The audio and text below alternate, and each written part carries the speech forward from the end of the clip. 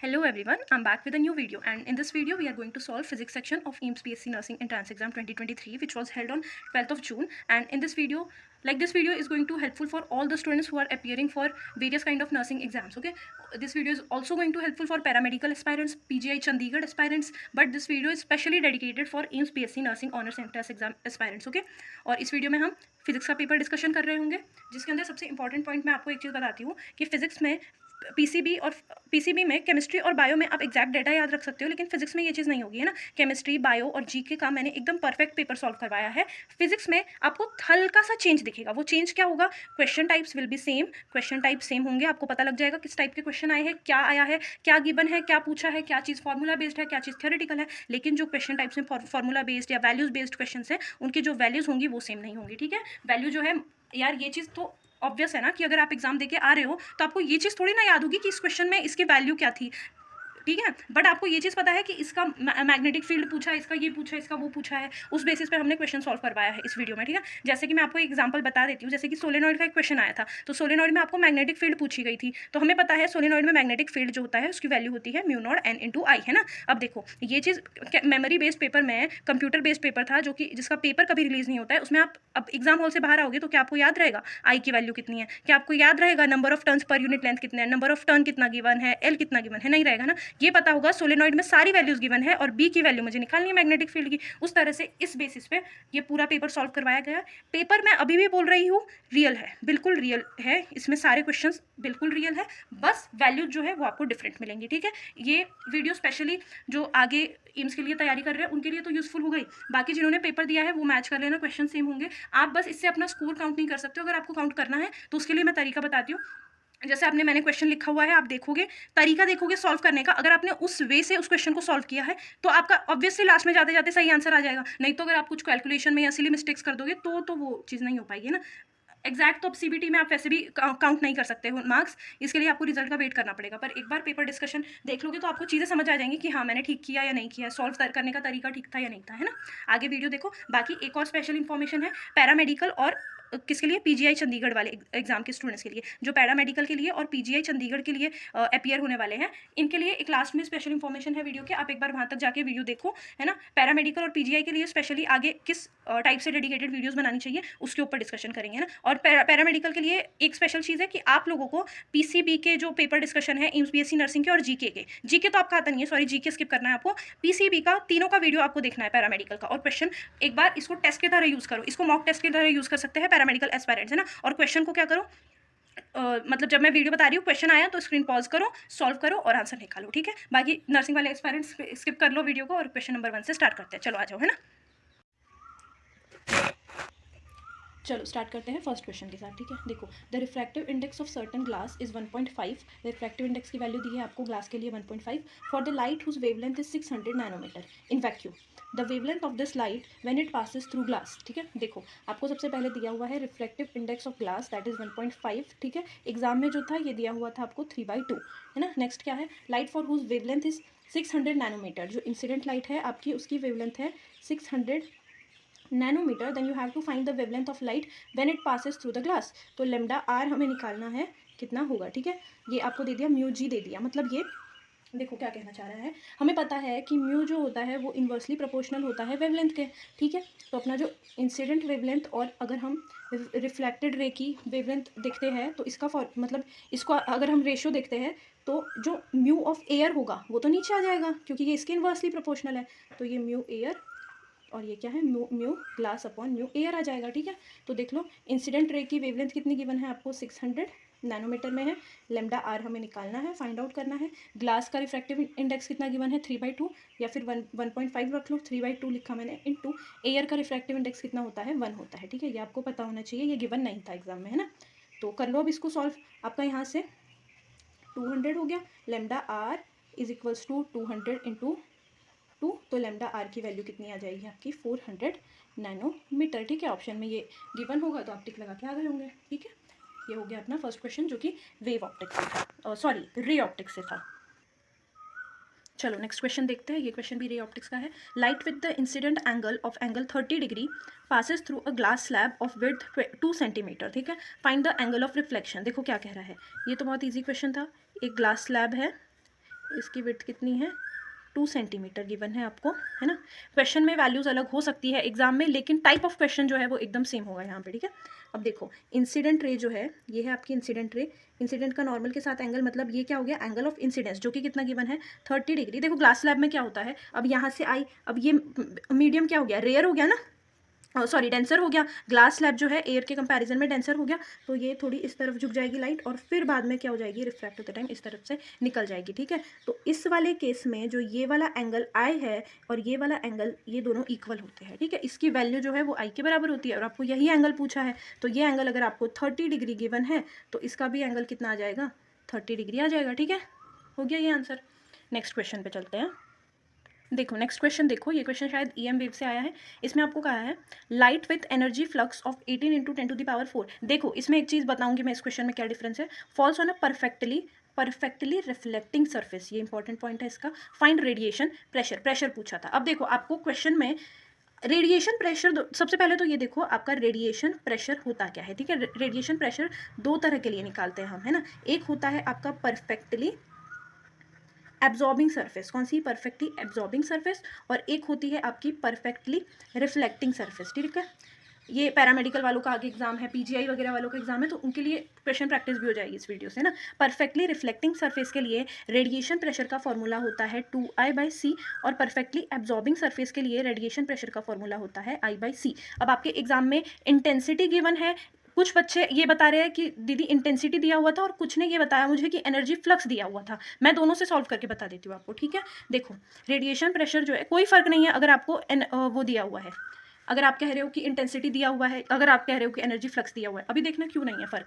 अगर मान लो अब हमें निकालना है radiation pressure P, perfectly reflecting surface है हमारा, तो हम ये वाला फॉर्मूला लगाएंगे जो कि होगा 2I/c। c क्या है, स्पीड ऑफ लाइट वैक्यूम के अंदर, है ना। तो ये प्रेशर क्या हो जाएगा, 2 × I। अब हमारे पास अगर फ्लक्स गिवन है, ये 18 × 10⁻, अगर एनर्जी फ्लक्स है, ठीक है, तो हम देखो इसका एक बार तुम यूनिट देखो क्या है, वोल्ट पर मीटर, वॉट पर मीटर स्क्वायर, ठीक है। और आपकी जो इंटेंसिटी होती है वो क्या होता है, energy per unit area per unit time, ठीक है। और ये तो हमें पता ही है ना, रेडिएट होते हैं जब, तो इलेक्ट्रॉन आने में और निकलने में बिल्कुल भी टाइम गैप नहीं होता है, तो आप इसको 1 सेकंड भी रख सकते हो, ठीक है। टाइम का तो कोई वो ही नहीं है, तो इसमें E/A जो होगा आपका, जो एनर्जी फ्लक्स है वही इंटेंसिटी होगा। अगर आपने इसको इंटेंसिटी मान के किया है तो भी आई का वैल्यू यही है, एनर्जी फ्लक्स मान के किया है, एनर्जी फ्लक्स मान के करोगे तो इसका फॉर्मूला हो जाता है 2E/c, और आ जाएगा आंसर, ठीक है। 2 × E की वैल्यू आपको गिवन है 18 × 10⁴, अपॉन C की वैल्यू क्या है, 3 × 10⁸, ठीक है। अब निकाल लो, ये हो जाएगा आपका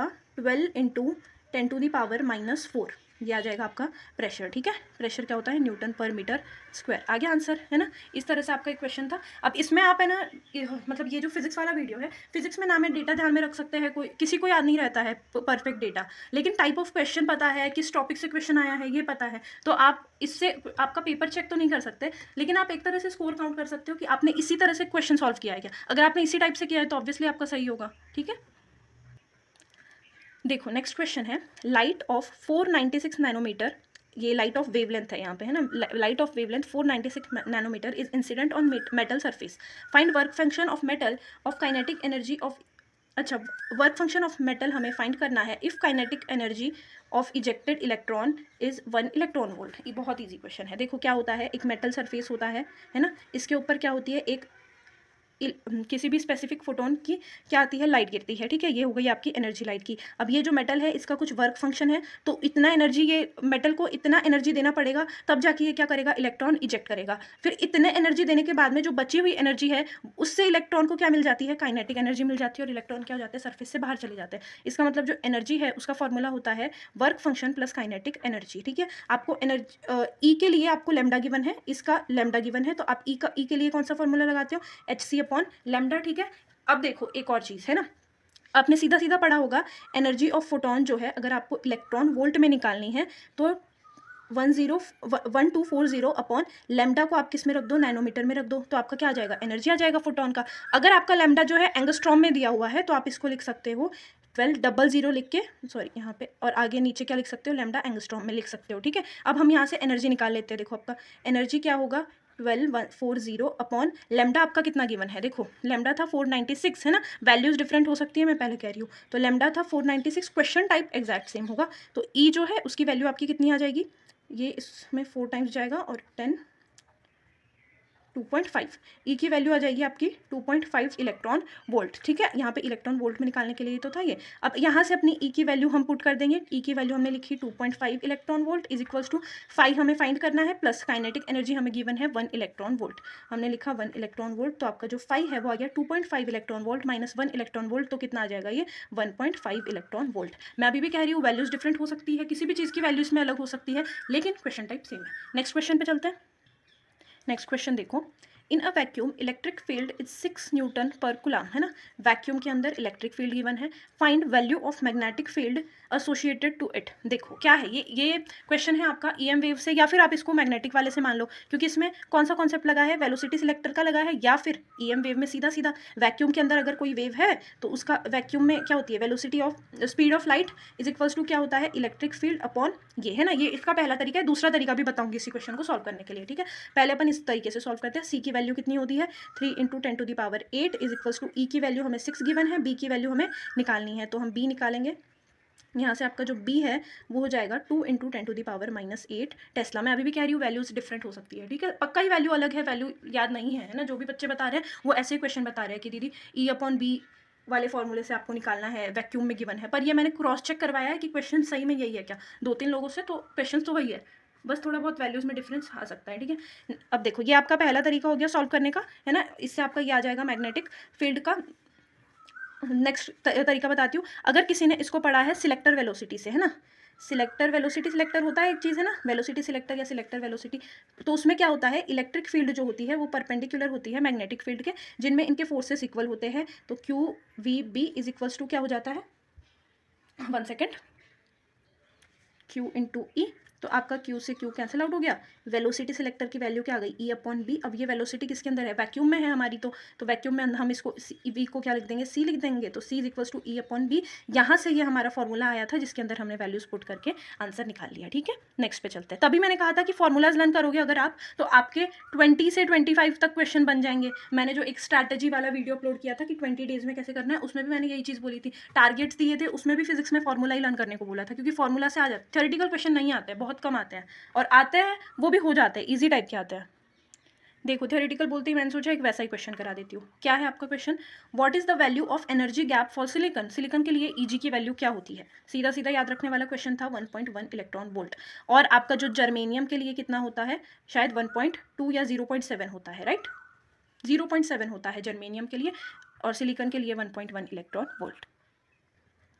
नेक्स्ट क्वेश्चन देखो, 2 blocks A and B are kept on a horizontal table of 10 kg and 20 kg। A जो है 10 किलो का है, B जो है वो 20 kg का है। If 45 Newton of force is applied on a block A, find the force exerted on B by A। क्या है, देखो ये एक आपकी हॉरिजॉन्टल सरफेस है मान लो, ठीक है, इस सरफेस के ऊपर एक ब्लॉक रखा है A, ये A ब्लॉक जो है ये 10 kg का है, फिर हमने इससे जोड़ के दूसरा ब्लॉक रख दिया जो कि क्या है 20 kg का है। एकदम पास में चिपका के रख दोगे तो भी चलेगा, मैं भी थोड़ा इसलिए ऐसे रख दिया ताकि मैं फोर्सेस आपको इजीली दिखा सकूँ, ठीक है। ये आपका ब्लॉक बी है, फिर हमने इसको ए को पुश किया, फोर्स कितने से, 45 न्यूटन के फोर्स से हमने ए को पुश किया, तो ये एक्सेलरेट होगा, ये आपको पता है ना, ये ब्लॉक आगे जाएगा और ये भी, ये दोनों सेम एक्सेलरेशन से एक्सेलरेट होंगे। आपको पूछा है find the force exerted on B by A, B के ऊपर ए कितना फोर्स लगाएगा, मतलब इन दोनों के बीच में जो नॉर्मल है वो पूछा है, बी ए के ऊपर कितना फोर्स लगाएगा, एन लगाएगा, बी एन ए बी के ऊपर कितना लगाएगा, एन, दोनों इक्वल फोर्स लगाएंगे। देखो यहाँ से आपका जो फोर्स है वो 45 न्यूटन है, आपका एक्सेलरेशन कितना हो जाएगा, फोर्स अपॉन एम, जो कि एम यहाँ पे क्या है m1 मतलब M A plus M B, ठीक है। तो यहाँ से एक्सेलरेशन हो गया, फोर्स है आपका 45 अपॉन 10 प्लस 20, ये हो गया 30, 45 अपॉन 30, ठीक है, ये हो गया 1.3, ठीक है, 1.5 है ना, 1.5 मीटर पर सेकेंड स्क्वायर, ये आपका क्या आ गया, एक्सेलरेशन आ गया है ना, 1.5 मीटर पर सेकेंड स्क्वायर। अब हमें क्या करना है, फोर्स निकालना है, तो हम इस एक ब्लॉक का क्या बना लेते हैं, एफबीडी बना लेते हैं। तो देखो इसका एफबीडी बनाऊंगी मैं अगर, तो ये मेरा ब्लॉक ए है जिसका मास कितना है 10 kg है, इसने इधर की तरफ इस पे फोर्स मतलब सॉरी, ये जो है बी के ऊपर इधर फोर्स लग रहा है एन, और इस ब्लॉक के ऊपर फोर्स लग रहा है 45, और ये आगे जा रहा है एक्सेलरेशन 1.5 मीटर पर सेकेंड स्क्वायर से, ठीक है, ठीक है। और आपको पता है इसके ऊपर बी फोर्स किधर लगाएगा, इधर, और ये ए के ऊपर, ये बी के ऊपर इधर लगाएगा, बी इसके ऊपर इधर लगाएगा। अब क्या होगा, ये हो जाएगा ये वाला फोर्स 45 माइनस जिस मास और एक्सेलरेट हो रहा है जिससे 45 माइनस क्या कर रहे होंगे हम m इंटू ए, तो ये कितना हो जाएगा 10 into 1.5 is equals to normal आ जाएगा आपका। तो नॉर्मल यहाँ से आ गया 45 माइनस 15 दैट इज 30 न्यूटन। ठीक है, 30 न्यूटन वैल्यू आ गई, ये आंसर हो गया आपका। ठीक है, एग्जैक्ट क्वेश्चन आया था एग्जाम में, है ना। नेक्स्ट क्वेश्चन पे चलते हैं। चलो नेक्स्ट क्वेश्चन देखते हैं। In a system of 2 electrons find the ratio of electric field associated force and gravitational force. इसका मतलब है, ये जो एक पूरी लाइन है इसका मतलब है इलेक्ट्रिक फील्ड की वजह से जो फोर्स है, ठीक है, इलेक्ट्रिक फील्ड की वजह से जो फोर्स है वो इसका मतलब है ना। एंड ग्रेविटेशनल फोर्स मतलब आपको एफ ई अपॉन एफ जी का क्या करना है, रेशियो फाइंड आउट करना है, जिसमें हमें जी की वैल्यू दे रखी है, ग्रेविटेशनल कांस्टेंट और के की वैल्यू, ये दोनों वैल्यूज़ क्या दी हुई थी आपके एग्जाम में, क्वेश्चन पेपर में दी हुई थी। देखो ये कह रहा है कि जैसे एक इलेक्ट्रॉन ये है मेरा, एक इलेक्ट्रॉन ये है, दोनों के बीच में डिस्टेंस मान लेते हैं हम आर। तो इन दोनों इलेक्ट्रॉन के वजह से जो इलेक्ट्रिक फोर्स होगा कुलम्स लॉ से, वो क्या होगा, के इंटू इनके चार्ज का square upon R square. Charge का स्क्वायर मतलब ई इंटू ई किया तो मैंने ई स्क्वायर आ गया, ये आ गया आपका एफ ई। फिर मैं देखती हूँ एफ जी, है ना, एफ जी, तो ये एफ जी क्या होगा, मास की वजह से होता है, तो capital G m1 m2, m1 क्या मतलब मास ऑफ इलेक्ट्रॉन, m2 भी क्या है, मास ऑफ इलेक्ट्रॉन, मतलब ये हो जाएगा एम ई का स्क्वायर अपॉन में क्या आ जाएगा, आर स्क्वायर, सिंपल। अब देखो हमें इन दोनों को क्या करना है, डिवाइड करना है, F E upon F G करना है। चलो करते हैं। मैं अगर F E upon F G करूँगी तो मैं लिखूँगी K E square upon R square into F G लिखूँगी यहाँ पे जी एम ई स्क्वायर आया अपॉन आर स्क्वायर, तो आर स्क्वायर ऊपर चला जाएगा, आर स्क्वायर से आर स्क्वायर क्या हो गया, कैंसिल हो गया। अब आगे देखो एफ ई अपॉन एफ जी क्या हो जाएगा, के की वैल्यू ये हो जाएगा आपका F E upon F G K E square upon G mass of electron का स्क्वायर। अब वैल्यूज रखो, के की वैल्यू कितनी है 9 into 10 to the power 9 newton metre square पर कूलम स्क्वायर। ई की वैल्यू कितनी होती है 1.6 into 10 to the power minus 19 coulomb, और इसका क्या है स्क्वायर है, अपॉन जी की वैल्यू कितनी होती है 6.67 into 10 to the power minus 11, ये वैल्यूज गिवन थी, इसका स्क्वायर नहीं है, सॉरी मैं अभी कर देती गलती से, है ना। अब M E mass of electron कितना है 9.1 into 10 to the power minus 31, इसकी वैल्यू रख रही हूँ मैं, और इसका क्या है एम ई का स्क्वायर, ये किया मैंने। अब मैंने ये चीज़ कहा था कि फिजिक्स जो है आपकी कैलकुलेटिव है, देख लो कैलकुलेशन। अब आपको इसको सॉल्व करना है, तब आपका एफ ई अपॉन एफ जी का क्या आ जाएगा, रेशो आ जाएगा, है ना। थोड़ा बहुत करवा देती हूँ मैं solve. 10 to the power 9 into 1.6 मतलब 16 का स्क्वायर कितना होता है 256, तो ये हो गया 2.56 into 10 to the power minus 38 हो जाएगा, 19 टू 38 होता है ना। यहाँ पे देखो 6.6 रख लो, इसको 6.67 की जगह into 10 to the power minus 11 रखो, मल्टीप्लाई करो, इसको 9.1 की जगह 9 मान लो, ठीक है, कैलकुलेशन के लिए। तो ये हो जाएगा 9 का square 81 into 10 to the power, इसको मल्टीप्लाई करोगे तो हो जाएगा 62, ठीक है। अब इसको सबको आप डिवाइड करो, मल्टीप्लाई करो और आंसर निकालो, आपके पास रेशो आ जाएगा F E upon M G, ठीक है। क्वेश्चन तो इजी था, बस थोड़ा सा क्या है कैलकुलेशन है। क्वेश्चन में तो कुछ नहीं करना है आपको, बस फॉर्मूला लर्न होना चाहिए। ये 2 फॉर्मूला है एकदम छोटे छोटे से, हर किसी को याद रहता है, बस छोटी सी कैलकुलेशन है, ये यहाँ पे कैलकुलेशन कर लेना, ओके। एक क्वेश्चन आपका ये जो है एक क्वेश्चन आपका एसएचएम से आया था, जिसमें आपको वेलोसिटी फाइंड आउट करनी थी।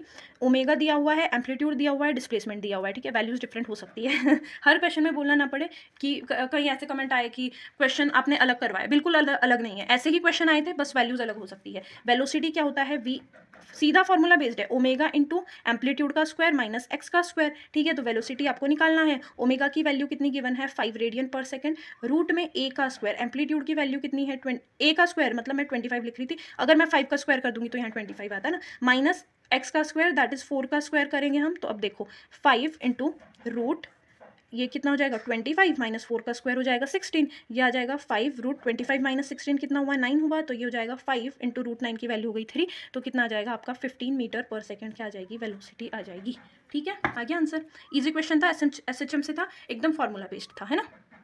देखो एक क्वेश्चन ऐसा था, magnetic field at the centre of an circular coils of radius R carrying a current I, उसमें एन की वैल्यू गिवन थी आपको, आर की वैल्यू गिवन थी, आई की वैल्यू गिवन थी, मैग्नेटिक फील्ड पूछा था सेंटर के ऊपर, ठीक है। इसमें मैंने एन आर आई लिखा है क्योंकि वैल्यूज एग्जैक्ट पता नहीं है ना। ये देखो आपका ये मैग्नेटिक कॉइल है जिसके अंदर मान लो आई करंट जा रहा है, इसके सेंटर पे सबसे पहले चलो डायरेक्शन बताओ इसका, राइट हैंड थंब रूल लगाए, ये अंदर होगा, मैंने इस तरह से टर्न किया, इस तरह से फिंगर्स को टर्न किया, तो मेरा थंब की डायरेक्शन क्या आई अंदर, तो ये होगा इसकी डायरेक्शन सेंटर में पेज के अंदर आएगी, ठीक है। हमने देखा मैग्नेटिक फील्ड बी क्या होता है, ये होता है mu not I upon 2r, इसका फॉर्मूला होता है। अब कितने n कॉइल्स के लिए बोला है तो इसको n से मल्टीप्लाई कर दो, तो mu naught ni by 2r हो गया। आप i का वैल्यू रख देंगे, n की वैल्यू रख देंगे, r की वैल्यू रख देंगे, आ जाएगा आंसर। म्यू नॉट की वैल्यू क्या होती है आपकी 4 pi into 10 to the power minus 7 होता है, ठीक है।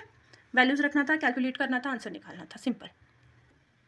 नेक्स्ट क्वेश्चन देखें, ये एक अच्छा क्वेश्चन था। Sphere of radius 10 centimetre having charge 2 coulomb, find the energy associated to it. इस स्फीयर से एसोसिएटेड एनर्जी निकालनी है। देखो ये है आपका एक स्फीयर, इसके ऊपर मान लो हमने पूरे पर एक पॉजिटिव चार्ज या नेगेटिव जो भी है एक चार्ज रख दिया, क्यू डाल दिया। इस क्यू की वैल्यू आपको गिवन है 2 कूलम, इसका रेडियस आपको गिवन है 10 सेंटीमीटर जो कि अपना 0.1 मीटर होगा, है ना, मीटर में लिखोगे तो। अब देखो इस पर आपको एनर्जी पूछी है। स्फीयर से एसोसिएटेड एनर्जी का फॉर्मूला होता है U is equals to Q square upon 8 pi epsilon not R. अब बहुत से लोगों को लग रहा होगा कि ये फॉर्मूला कहाँ से आ गया, हमने तो पढ़ा ही नहीं। पहले मैं ये क्वेश्चन सॉल्व करके दिखाती हूँ इस फॉर्मूला से, फिर आपको ये फॉर्मूला डिराइव करके दिखाती हूँ, ठीक है। देखो U is equals to Q square मतलब 2 कूलम, 2 का square that is 4 upon 8 into pi into epsilon not R का स्क्वायर, ये था आपका 10 सेंटीमीटर, तो मैंने लिखा 0.1 का स्क्वायर क्योंकि मुझे मीटर में लिखना है। अब इसको मैं सॉल्व करूंगी, 4 ये हो जाएगा 4 टू 8, तो ये हो जाएगा 1/2 इंटू पाई की वैल्यू 3.14 इंटू एप्सिलॉन नॉट की वैल्यू रख दूंगी मैं, है ना, 8.85 इंटू, अब आप सॉल्व कर लोगे ना 10 टू द पावर -12 रख के, और इसको आप स्क्वायर कर देना, ठीक है। सीधा सीधा कैलकुलेशन करके निकालना था। अब देखो ये फॉर्मूला आया कहाँ से, क्योंकि हर जगह ये फॉर्मूला मतलब लिखवाया नहीं जाता, इसलिए मैं बता देती हूँ एक बार, है ना। देखो जैसे कि एक स्फीयर है आपका, तो स्फीयर में आपने सिंपली मतलब इस क्वेश्चन को देख के लग रहा होगा कि स्फीयर पे आपको रेडियस दे दिया है, चार्ज दे दिया है, तो वर्क डन कैसे फाइंड कर सकते हैं इस चीज़ में, है ना, इसके अंदर वर्क डन कैसे फाइंड आउट कर सकते हैं। देखो क्या है इसका सिस्टम, इसमें वर्क डन निकालने के लिए आपको वर्क डन नहीं सॉरी आपको एनर्जी निकालना है। एनर्जी निकालने के लिए आप वही तो लगा सकते हो, वर्क के लिए हम लगाते हैं इसमें के क्यू बाई आर, पता था ना आपको, पोटेंशियल वाला चीज़ उसमें हमने पढ़ा था, वो है वर्क डन, क्या होगा के क्यू बाई आर। अब हमें एक डी क्यू चार्ज को इस तक लाने के लिए, ये पोटेंशियल वाले उससे है, जिसको इतना डेप्थ में नहीं जाना है, डेप्थ में चीज़ें नहीं समझ आती है, उसके लिए यहीं पे इसका सोल्यूशन खत्म हो गया है, सिर्फ फॉर्मूला याद रखना था आपको और आंसर निकालना था, ठीक है। जिसको फॉर्मूला चाहिए डिराइव करने के लिए उसके लिए है ये, ठीक है। अब देखो ये आपका आया है potential, D Q by R आपका पोटेंशियल होता है, वर्क डन क्या होता है, पोटेंशियल इंटू चार्ज। अब देखो डी क्यू चार्ज को मैं इस सिस्टम के अंदर लेके आई, तो उसके लिए मुझे कितना वर्क डन करना पड़ा, तो वो मेरा वर्क डन हुआ, ये पोटेंशियल था आपका के Q by R dot work done कितना हो गया, डी क्यू हो गया, ठीक है। ये उस एक छोटे से चार्ज को लेने के लिए आई मैं, इसलिए ये क्या हो गया, वर्क डन, छोटा वर्क डन, तो ये डी क्यू हुआ। आई बात समझ में। अब मैं इसका क्या करूँगी, इंटीग्रेशन करूँगी, क्योंकि मुझे तो पूरा निकालना है, ठीक है। अब देखो मैंने इसका इंटीग्रेशन किया, इसका इंटीग्रेशन किया, इसका मैंने इंटीग्रेशन करूंगी 0 से क्यू चार्ज तक के लिए, ठीक है। यहाँ से 0 चार्ज है, यहाँ पे पूरे पे क्यू चार्ज है ना, और इसका क्या हो जाएगा, work done W is equals to के बाहर आ जाएगा, कांस्टेंट है ना। अब देखो ध्यान से, के बाहर आ गया आपका, कांस्टेंट है क्योंकि के, फिर बाद में अंदर आपका रह गया क्यू डॉट डी क्यू, ठीक है। आर भी कांस्टेंट है, रेडियस कांस्टेंट है, तो आपका डब्ल्यू जो हो जाएगा, वर्क डन जो हो जाएगा, वो क्या हो जाएगा, के अपॉन आर, ये 0 से क्यू तक के लिए, क्यू का इंटीग्रेशन करोगे तो क्या हो जाएगा, क्यू स्क्वायर बाई 2 होता है, और इसको मैंने 0 से क्यू तक के लिए लिखा है ना, तो 0 की वैल्यू रखोगे इसमें, देखो upper limit minus lower limit रखते हैं हम, तो Q square by 2 minus 0 square by 2, तो 0 हो जाएगा, ये क्यू स्क्वायर बाई 2 आ जाएगा, तो सीधा सीधा आपका आ गया के क्यू स्क्वायर अपॉन 2 आर, है ना। अब इसमें मैं के की वैल्यू अगर 1/4 पाई एप्सिलॉन नॉट रख दूँ, और यहाँ पे मैं क्यू स्क्वायर बाई 2 आर रख दूँ मल्टीप्लाई में, तो आपका आ गया ना ये वाला formula, Q square upon 8 pi epsilon not R, इसको मल्टीप्लाई करो तो देखोगे, ठीक है। ये बहुत से जगह आता है फॉर्मूला, मैंने बोला था फॉर्मूले लर्न कर लेना, जिससे पूरा डेरिवेटिव नहीं होता है, लंबे क्वेश्चन सॉल्व नहीं होते, तो इजीली सॉल्व हो जाता है ये क्वेश्चन अगर आपको फॉर्मूला आ रहा होता है, ठीक है। सिंपल क्वेश्चन था, बस कैलकुलेटिव है, मैंने कहा था पूरी फिजिक्स कैलकुलेटिव है एम्स वाली की। देखो नेक्स्ट क्वेश्चन देखो, जिसमें आपको कैपेसिटेंस C गिवन था, रेजिस्टेंस R गिवन था और इंडक्टेंस L गिवन था, एक ऐसे LCR सर्किट के लिए जो रेजोनेंस में है, ठीक है। तो उसके लिए उसमें आपको वैल्यू ऑफ Q निकालनी है, सीधा सीधा फॉर्मूला बेस्ड है। अब देखो अगर आपको पता नहीं होगा तो आपको लगेगा कि वैल्यू इसमें ऐसे नहीं लिखा था कि Q फैक्टर, ऐसे लिखा था वैल्यू ऑफ Q निकालो आपके पेपर में, तो जिन्होंने ढंग से नहीं पढ़ा उनको ऐसे लग रहा है जैसे कि चार्ज पूछ रहे हैं, कैसे पूछेंगे भाई, चार्ज क्यों पूछेंगे, इसमें कहाँ से चार्ज का रिलेशन आ गया। Q का मतलब है क्वालिटी फैक्टर, क्यू का मतलब है यहाँ पे आपका क्वालिटी फैक्टर, ठीक है, क्वालिटी फैक्टर या फिर क्यू फैक्टर कहते हैं इसको, है ना।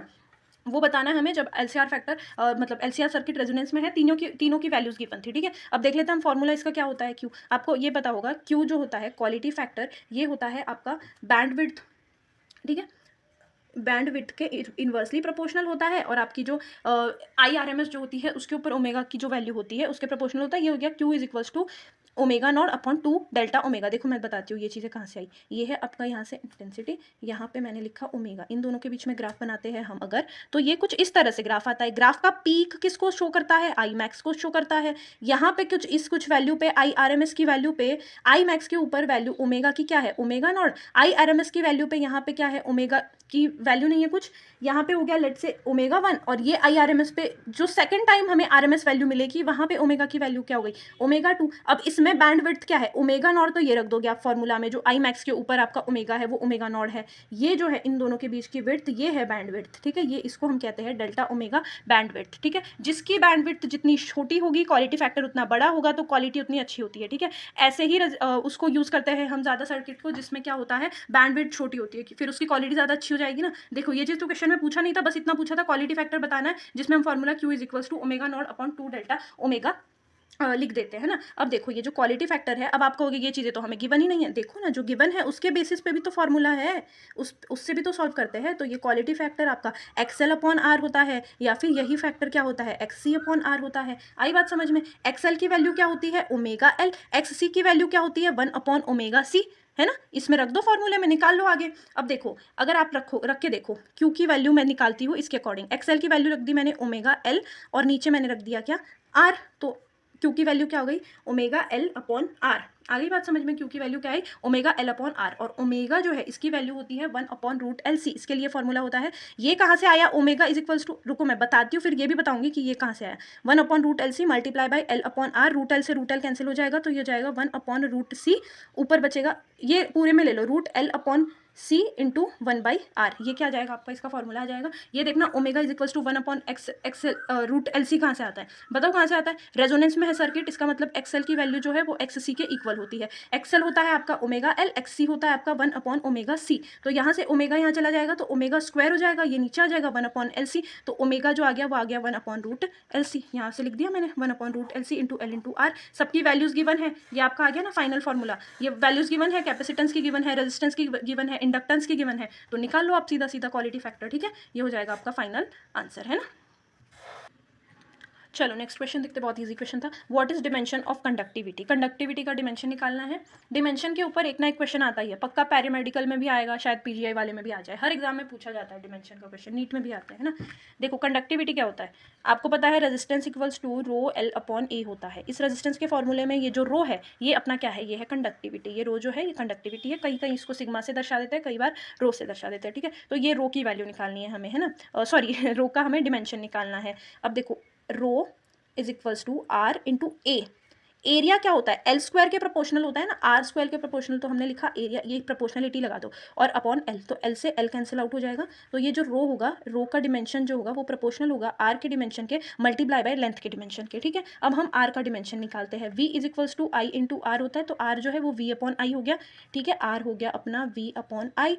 अब यहाँ से देखो R is equals to V upon I. V को आप क्या लिख सकते हो, वी जो है, अब देखो आपका पोटेंशियल और इलेक्ट्रिक फील्ड में आपको रिलेशन पता है, V is equals to E by R लिख सकते हो। फिर एफ में और आपको एफ में और इलेक्ट्रिक फील्ड में भी पता है, फोर्स में और इलेक्ट्रिक फील्ड में आप लिख सकते हो। तो आप इसको क्या कहते हैं, इसको वोल्टेज को आप किसके टर्म्स में लिखो, फोर्स के टर्म्स में लिखो। तो फोर्स के टर्म्स में आप वोल्टेज को कैसे लिख पाओगे, आपने लिखा फोर्स इंटू क्यू, ठीक है। ये आ जाएगा आपका एक तरह से वोल्टेज आ जाएगा फोर्स के टर्म्स में, ठीक है। आपके इसके नीचे क्या है, ये है आपका करंट, है ना। तो करंट को आप क्या लिखते हो, चार्ज अपॉन टाइम। तो नीचे टाइम है तो टाइम ऊपर चला गया, तो क्यू से क्यू कैंसिल हो गया। तो आर का जो डिमेंशन है वो एफ इंटू टी के इक्वल आएगा। तो एफ का फोर्स का डिमेंशन क्या होता है, एम एल टी माइनस 2 होता है, और टाइम का डिमेंशन क्या होता है, टी। अब देखो यहाँ पे ले आओ इन सबको, तो आपका जो रो है प्रोपोर्शनल होगा, आर का डिमेंशन लिखा हमने एम एल टी माइनस 2, और ये देखो +1, तो यहाँ पे सीधा कर लो ना, टी माइनस 2 +1, तो टी माइनस 1 हो गया, है ना। इसमें हमने मल्टीप्लाई कर दिया इसको डिमेंशन ऑफ एक लेंथ, तो ये आपका क्या होगा, कंडक्टिविटी का dimension M L two T minus 1, ठीक है। ये आपका करेक्ट आंसर होता। देखो नेक्स्ट क्वेश्चन देखो, एनर्जी एसोसिएटेड टू 92 यूरेनियम 238 ये इज इतना मेगा इलेक्ट्रॉन वोल्ट, ये है आपका energy. Find the mass of uranium, बहुत easy question. E is equals to M C square, सुना होगा, इसी के ऊपर बेस्ड है। आपको इससे एसोसिएटेड एनर्जी दे दी 1800 मेगा इलेक्ट्रॉन वोल्ट। मेगा का मतलब 10⁻6, माइक्रो का मतलब 10⁻⁻6, ठीक है, इज इक्वल्स टू मास हमें पूछा है m, इससे एसोसिएटेड मास m, और c की वैल्यू क्या होती है 3 × 10⁸ का क्या कर देंगे होल स्क्वायर कर देंगे। तो आपका जो मास आ जाएगा वो यहाँ से आ जाएगा 1800 × 10⁻6 अपॉन 3 × 3 दैट इज 9 × 10⁻16 आ गया। ये चीज़ नीचे चली जाएगी, तो ये तो हो गया आपका 9, 9 2 18, यहाँ पे हो गया 200, ठीक है। तो यहाँ पे हो जाएगी ये 200 का, मैं इसको हटा के इसके पावर में लगा देती हूँ, तो ये 10⁸8 हो जाएगा, ये ऊपर जाएगा, तो आपका जो मास जो है ना वो आ जाएगा 2 × 10⁻−8, है ना। ओके जी, अब देखो इसमें क्या चीज़ है, इसमें भी वही चीज़ है, आपको एग्जाम में क्वेश्चन डिट्टो सेम था, मुझे नहीं पता वैल्यू इसमें 1800 दी हुई थी या कोई और वैल्यू दी हुई थी, ठीक है। ये फॉर्मूला लगाना है, ये क्वेश्चन है यूरेनियम के लिए ही पूछा गया था, मास की ही वैल्यू पूछी थी, बस एनर्जी के लिए वैल्यू चेंज होती रहेंगी, ठीक है। देखो नेक्स्ट क्वेश्चन देखो आप, moment of inertia of length 0.6 centimetre and mass 1 kg of a rod about one of its and is. अच्छा, ये आपकी एक रॉड है कुछ इस तरह से, है ना, इसका ये एक एंड जो है इसके अबाउट हमें मोमेंट ऑफ इनर्शिया बताना है इस रॉड का। इसका मास है 1 kg और रॉड की लेंथ है 0.6 सेंटीमीटर। आगे बात समझ में, इसके अबाउट जो मोमेंट ऑफ इनर्शिया होता है वो ml² अपॉन क्या होता है 3 होता है, एक एंड के अबाउट। इसके अबाउट भी ml²/3 होता है। मिडल पॉइंट पे पूछता तो वो होता ml²/12, लेकिन आपको यहाँ का पूछा है तो हम निकाल लेते हैं। Inertia is equals to mass की वैल्यू कितनी 1 kg, 1 × l² कितना 0.6 सेंटीमीटर दिया हुआ है, तो मीटर में कन्वर्ट करने के लिए 10⁻⁻2 से मल्टीप्लाई करेंगे, तो 0.6 × 10⁻⁻2 इसका होल स्क्वायर अपॉन 3, ठीक है। अब इसका कैलकुलेशन कर लो, अब हो गया, फिजिक्स यहाँ खत्म हो गई, अब मैथ स्टार्ट होती है। 0.6 का स्क्वायर करोगे आप तो 0.36 आ जाएगा, इंटू 10⁻⁻4 अपॉन 3, है ना, तो ये हो जाएगा 0.3 × 3, 3 2 6। आपका इनर्शिया आ गया, moment of inertia 0.12 into 10⁻⁻4। Same question पूछा गया था आपके एग्जाम में, ठीक है। रॉड दिया हुआ था, उसके एंड के ऊपर क्या पूछा है, मोमेंट ऑफ इनर्शिया पूछा है एक एंड पे, वैल्यूज डिफरेंट हो सकती है। देखो नेक्स्ट क्वेश्चन है, value of molar heat capacity CV for diatomic gas molecule. सीधा सीधा ध्यान में रखने वाला क्वेश्चन था। डाई एटॉमिक गैस मॉलिक्यूल के लिए डाई एटॉमिक लिखा हुआ है एक, तो ये चीज़, और पूछा क्या है CV पूछा है। डाई एटॉमिक के लिए CV की वैल्यू कितनी होती है आपकी 5/2R होती है, ठीक है, सिंपल। इससे पहले मोनो एटॉमिक के लिए कितना हो जाएगा 3/2R हो जाएगा, है ना। नेक्स्ट क्वेश्चन देखो, सेमीकंडक्टर से ये question, find the value of current gain for common emitter transistor where, common emitter है ये ध्यान में रखना, where base current and collector current is 5 ampere and 2 ampere respectively, ठीक है। आपका देखो कॉमन बेस के लिए, सॉरी कॉमन एमीटर के लिए सबसे पहला पॉइंट क्या ध्यान में रखना है, कॉमन एमीटर के लिए है, तो उस अकॉर्डिंग हम फॉर्मूला लगाएंगे। ये देखो अगर यहाँ पे मैंने ये कॉमन एमीटर रखा तो आएगा किससे, करंट जो इनपुट करंट होगी मेरी वो कहाँ से आएगी, इनपुट करंट यहाँ पे बेस लगा होगा और यहाँ पे क्या है आपका कंडक्टर, तो ये IB जो हो गई मेरी इनपुट करंट, ये मेरी क्या हो गई IC जो हो गई वो आउटपुट करंट हो गई। हमें पूछा है करंट गेन बीटा की वैल्यू क्या होती है, इन आउटपुट अपॉन आई इनपुट, ठीक है। तो आउटपुट करंट कितना है आपका, output current IC upon input current IB। IC की वैल्यू आपको गिवन है, देखो बेस करंट और कलेक्टर करंट है आपका 2 एम्पियर, बेस करंट है 5 एम्पियर, तो कलेक्टर करंट की वैल्यू मैंने लिखी 2, बेस करंट की वैल्यू लिखी 5, तो ये हो जाएगा आपका 0.4। किसकी वैल्यू आ गई है, बीटा की वैल्यू आ गई, करंट गेन की वैल्यू आ गई, ठीक है। सेम क्वेश्चन आया था जिसमें करंट गेन पूछा गया था। नेक्स्ट क्वेश्चन देखो, find the decay constant for radio active substance. देखो डीके कांस्टेंट निकालना है रेडियो एक्टिव सब्सटेंस के लिए जिसका हाफ लाइफ की वैल्यू है 15 ईयर्स, है ना। इसको 15 ईयर्स को कन्वर्ट नहीं करना है क्योंकि जो ऑप्शंस थे उसमें डिमेंशन जो है वो ईयर के टर्म्स में ही था, ठीक है। डीके कांस्टेंट क्या होता है, लेमडा होता है। लेमडा और हाफ लाइफ में क्या रिलेशन होता है, 0.693 अपॉन टी हाफ, ये होता है लेमडा का फॉर्मूला। तो लेमडा इज इक्वल्स टू हो जाएगा 0.693 अपॉन टी हाफ, कितना हो गया 15 ईयर्स को, ईयर को चेंज नहीं करना है क्योंकि फॉर्मूला वो जो ऑप्शंस थे वो आपके ईयर के फॉर्मेट में ही थे, ठीक है, इसी डिमेंशन में थे। अब इसको सॉल्व कर लो आप, कैसे करोगे, 3 2 6, 3 3 9, 3 1 3, 0.213 और ये हो जाएगा 3 5 15। अब देखो 0.54 20, 3 5 6 30, 1 बच गया और ये हो जाएगा 5 2 10। तो आपका लेमडा जो डीके कांस्टेंट की वैल्यू क्या आ गई 0.462, ये आपके ऑप्शन में गिवन थी, ये आपका क्या होगा करेक्ट आंसर होगा, ठीक है। नेक्स्ट क्वेश्चन पे चले आप, इजी क्वेश्चन था एकदम, है ना। देखो ये क्वेश्चन देखो, सोलेनॉइड से क्वेश्चन आया था, long solenoid of length 50 centimeter and 200 turns carries 2.5 ampere current in a loop, find magnetic field associated to it. Solenoid में ये जो आपका सोलेनॉइड होता है इसके अंदर मैग्नेटिक फील्ड का फॉर्मूला सीधा सीधा ध्यान होता है ना आपको, μ0 Ni होता है मैग्नेटिक फील्ड। N की वैल्यू क्या होती है, number of turns per unit length, जिसमें आपका नंबर ऑफ टर्न्स कितना है 200 पर यूनिट लेंथ, मतलब 50 सेंटीमीटर में दिया है तो ये 0.50 हो जाएगा, ठीक है। मतलब मैं यहाँ पे 100 से मल्टीप्लाई कर दूंगी, 50 ये 4 टाइम्स, तो आपका जो n की वैल्यू आ जाएगी वो आ जाएगी 400। आ गई इतना चीज़ समझ में आ गया आपको। अब देखो आपका जो मैग्नेटिक फील्ड होगा वो होगा mu naught 4 pi into 10⁻⁻7 mu naught की वैल्यू, n की वैल्यू हमने अभी अभी निकाली 400 इंटू जो करंट है आपका इसके अंदर लूप के अंदर वो है 2.5 एम्पीयर, तो 2.5 आपका करंट हो गया, ठीक है। तो मैग्नेटिक फील्ड निकाल लो, कैलकुलेशन है आगे, सिर्फ फिजिक्स खत्म है, मैथ स्टार्ट हो गई अब। 4 इंटू सॉरी पाई की वैल्यू 3.17 इंटू 10⁻⁻7 इंटू, अब इसको देखो इजीली कैलकुलेट कैसे करोगे, 2.5 इसको 10, तो ये वाला 1 पॉइंट चला जाएगा, है ना। अब 2.5 को आप एक काम करो, 2.5 कह रही हूँ मैं, 25 को 4 से मल्टीप्लाई करो, कितना हो जाएगा, 25 4 100 होता है, तो ये और 1 एक और ये हो गया आपका 1000, ठीक है। तो आपका जो बी होगा वो कितना होगा, आप देखो 3.17 को आप 4 से मल्टीप्लाई करो, इसको लगभग 3 मान लेते हैं ना, तो 4 3 12 हो गया, ये लगभग इसके में बराबर आ जाएगा, इसको मैंने 3 लिया है ना, अप्रॉक्सीमेटली पाई की वैल्यू 3 रखी है, तो 4 3 12 हो गया इंटू 10⁻⁻7 और ये 10⁻3, तो ये हो जाएगा 10⁻4 आ गया आपका फाइनल आंसर। टेस्ला में आ जाएगा क्या, आपका सोलेनॉइड से related magnetic field. Easy question था, पूरा पूरा फॉर्मूला बेस्ड था, ठीक है। देखो एक क्वेश्चन ये आया था, find the value of minimum wavelength, minimum wavelength निकालनी है एसोसिएटेड टू हाइड्रोजन एटम। देखो वेवलेंथ मिनिमम होने के लिए आपका जो एनर्जी का गैप जो है ना, ट्रांजिशंस में एनर्जी गैप जो है वो क्या होना चाहिए, मैक्सिमम होना चाहिए, क्योंकि एनर्जी जो है वो इन्वर्सली प्रोपोर्शनल होती है वेवलेंथ के लिए, तो हमें वेवलेंथ मिनिमम चाहिए, तो एनर्जी जो है ये मैक्सिमम होनी चाहिए। ये चीज़ आपको समझ आ रही है, मतलब एनर्जी गैप, क्योंकि हमें ट्रांजिशन के लिए पूछा है। सबसे मैक्सिमम एनर्जी गैप किसका होता है, जब आप n = 1 से n = 2 में जा रहे हो, तब मैक्सिमम होता है ना ट्रांजिशन का एनर्जी गैप। कैसे मैक्सिमम क्यों होता है, देखो मैं एनर्जी गैप जैसे n = 1 है, ये n = 2 है, ये n = 3 है, तो इससे मैं जैसे जैसे ऊपर जाऊंगी तो मेरा डेल्टा ई जो है वो डिक्रीज होता जाता है, तो सबसे ज़्यादा डेल्टा ई किसका है, इस ट्रांजिशन का है। तो आपका फॉर्मूला होता है 1/λ = r into 1/n1² minus 1/n2², ठीक है, इंटू z², है ना। z की वैल्यू हाइड्रोजन के लिए 1 होती है, तो इसको कंसीडर करने की जरूरत नहीं है। 1/λ जो हो गया वो हो गया आपका r इंटू 1/n1²। यहाँ पे n1 की वैल्यू होगी 1 और n2 की वैल्यू होगी फॉर मिनिमम वेवलेंथ 2, ठीक है। तो n1 की वैल्यू लिखी मैंने 1 माइनस इसकी n2 की वैल्यू लिखी 2, तो यहाँ पे आ गया 4। अब इसको सॉल्व कर लो आप, ईजी है एकदम, है ना। r इंटू 4 इसमें 3 - 4 कितना, 3 - 1 कितना हो जाएगा, 4 - 1 कितना हो जाएगा 3, तो ये 3r/4 आ गया। तो लैम्डा जो है ये यहाँ पे इन्वर्स है ना। अब देख लो यहाँ से लैम्डा जो है वो कितना आ जाएगा, इसको इन्वर्स कर दो, रिवर्स कर दो, 4/3r, ये आ जाएगी आपकी लैम्डा की वैल्यू, आ गया आंसर, ठीक है। सिंपल क्वेश्चन था।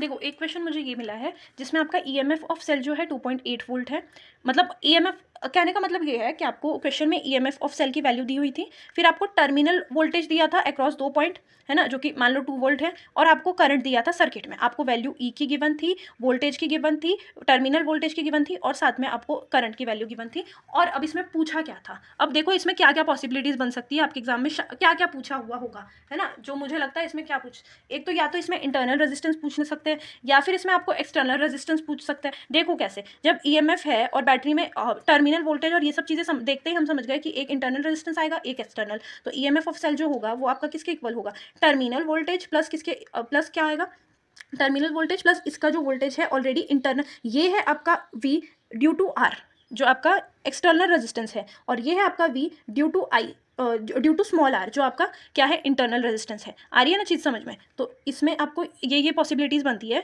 कि मान लो आपने E = इस V की वैल्यू हम रखेंगे I इंटू R, सर्किट में बहने वाला जो करंट है वो सेम होगा करंट किसके किसके लिए, R के लिए भी सेम होगा, स्मॉल r के लिए भी, इंटरनल और एक्सटर्नल दोनों रेजिस्टेंस के लिए करंट तो सेम होगा। तो I into R plus I into small r रखा मैंने, तो मेरा जो E है वो आ गया I into capital R plus small r, ठीक है। अब यहाँ से आपको E की वैल्यू गिवन है, अगर मान लो आप यहाँ पे I इंटू R की वैल्यू सीधा 2 वोल्ट रख देते हो, तो आप ये वाली चीज़ निकाल सकते हो, ठीक है, जिसमें आपको ये स्मॉल आई की 0.8 वैल्यू गिवन है ना। इससे रिलेटेड क्वेश्चन आया था। अगर इसमें आपको यूजफुल एनर्जी पूछा है, अगर क्वेश्चन में ये दोनों चीज़ें पूछी थी तो आप ये दोनों निकाल सकते हो। इसके अलावा मैं बताती हूँ और क्या पूछ सकता है, आपको पूछ सकता है फ्रैक्शन ऑफ यूजफुल एनर्जी, है ना, यूजफुल एनर्जी, तो वो क्या हो जाएगा, E/V हो जाएगा। तो आप इसको इस हिसाब से निकाल लोगे, R प्लस स्मॉल r/r, ठीक है ना, ये इसके इक्वल होगा, है ना। आप मुझे एक बार कमेंट में बताना कि इस क्वेश्चन में पूछा क्या गया था, तो मैं कमेंट में पिन कर दूंगी उसको, है ना। जो बाकी के क्वेश्चन होंगे ये उन्हीं क्वेश्चंस में से है जिसमें से कुछ डेटा गिवन है, तो इसमें से ये जितना बताया मैंने इन्हीं सब की पूछने की पॉसिबिलिटी है, ठीक है। नेक्स्ट क्वेश्चन है, in an experiment light of 1000 angstrom wavelength incident on a slit of 3 centimeter whose separation is 70 centimeter, find fringe width. Fringe की विड्थ निकालनी है मुझे। फ्रिंज विड्थ क्या होता है? बीटा। अब देखो इस क्वेश्चन में क्या प्रॉब्लम थी एग्जाम में देने पे, अगर आपको यहाँ पे सीधा सीधा ऐसे बोल दिया होता in Young's double slit model, है ना, यंग्स डबल स्लिट एक्सपेरिमेंट, अगर ये चीज़ लिख के दे देता तो आपको ये बोलते ही मैं कह रही हूँ 100% आपको सबसे पहले यही फॉर्मूला याद आता कि फ्रिंज विड्थ जो होती है वो lambda capital D upon small D होता है, लेकिन आपको क्वेश्चन में ये चीज़ लिखी हुई नहीं थी वहाँ पे तभी, और फ्रिंज भी नहीं लिखा हुआ था, सीधा सीधा विड्थ लिखा हुआ था एक स्लैब बोल के, ठीक है। इस वजह से इस क्वेश्चन में कुछ लोग कंफ्यूज हुए। यही है इसमें, यही चीज़ें, मतलब क्वेश्चन ईजी आते हैं बट थोड़ा बहुत लैंग्वेज अलग होता है या फिर कुछ चीज़ें घुमा के दे दी जाती है जिससे कि आप सॉल्व करने में थोड़ा टाइम ले लेते हो, है ना। इन एन एक्सपेरिमेंट हमें लाइट की वेवलेंथ दी है लैम्डा इतनी एंगस्ट्रॉम, सीधा सीधा था इस फॉर्मूला पे बेस्ड था, लेकिन आपको दिया नहीं सीधा, क्वेश्चन में बोला नहीं गया कि कौन सा एक्सपेरिमेंट। ये तो हमें दिमाग लगाना पड़ेगा कि क्या है जिसके अंदर आपने आपको जिसके अंदर फ्रिंज विड्थ निकालनी पड़ेगी और सेपरेशन वगैरह गिवन होगा। तो ये क्या है, fringe width beta is equals to lambda कितना है 1000 एंगस्ट्रॉम इंटू डी क्या है आपका कैपिटल डी की वैल्यू यहाँ पे कितनी है 70, ये डी जो होता है सेपरेशन होता है 70 सेंटीमीटर अपॉन क्या हो गया आपका स्मॉल डी कितना है 3 सेंटीमीटर गिवन है ना, 3 सेंटीमीटर। इन दोनों को तो चेंज मत करो क्योंकि सेंटीमीटर से सेंटीमीटर कैंसिल आउट हो गया। ये आपका एंगस्ट्रॉम में था तो मैंने इसको चेंज कर लिया, किसके अंदर लिख लिया 10⁻⁻10 से मल्टीप्लाई कर लिया, तो ये मीटर में आ गया वेवलेंथ, है ना। तो बीटा जो है आपका कितना वैल्यू आ जाएगी 10⁻⁻7 मीटर, है ना। ऐसे इससे रिलेटेड एक क्वेश्चन था।